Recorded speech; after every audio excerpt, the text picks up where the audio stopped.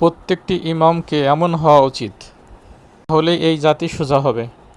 খুতবা দেন, আপনি বলেন, আরে খুতবা দেন কোনটা এটা কোন ওই যে কোন তো কোনটা এখন কোরআন কোন খুতবা দেন, খুতবা দেন যা বলেন এটি বলেন, ওটা বলেন না হলে নামাজ হবে বলেন কি বলছেন, ভুল কি বলছি সেটা বলেন। কেন খুতবা দেন, আপনি বলেন, আরে খুতবা দেন কেন ভুল বলেন কেন, ঠিক আছে কি নাম কি বলছি ওগুলো বাদ দিয়ে নামাজ পড়ুন না, কি কইছি বলছি কইছি আপনাদেরকে ব্যাখ্যা দিছি এবং কথা বলার সাথে প্রত্যেকটা আয়াত পড়ি শুনেছি।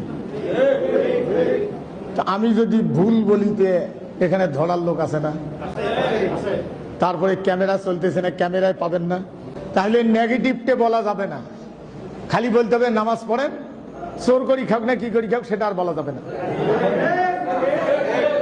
ফাজলামো ইসলাম, এগুলো ফাজলামো মুসলমান, মুনাফিক